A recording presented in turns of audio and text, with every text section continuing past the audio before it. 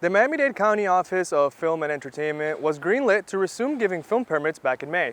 This is after 2 months of being put on pause due to the pandemic. Although this is a step forward for creatives, they're still forced to change the way they make movies.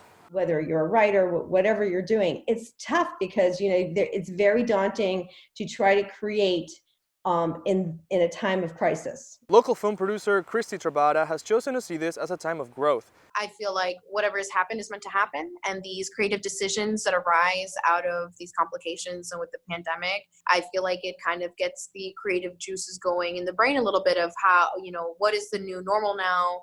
In terms of writing and storylines, there are a few things that creatives have brought into the spotlight. We have to think about, are our stories going to be relevant now?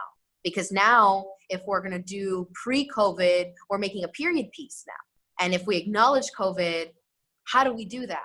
South Florida-based actress Nelissa Nieto agrees and says things might not be so intimate in the future. A lot of things won't be written in anymore. There will be very sparse romance scenes, I'm going to safely assume. Actors like Nelissa are also making some changes to the way they work in the industry.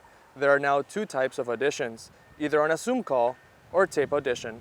So that completely changes with new difficulties. You have to get backdrops, you have to get a better camera because the iPhone's not going to cut it. Film sets in Miami-Dade are required to follow county guidelines, like social distancing, wearing a face mask, and limiting capacity to 50%.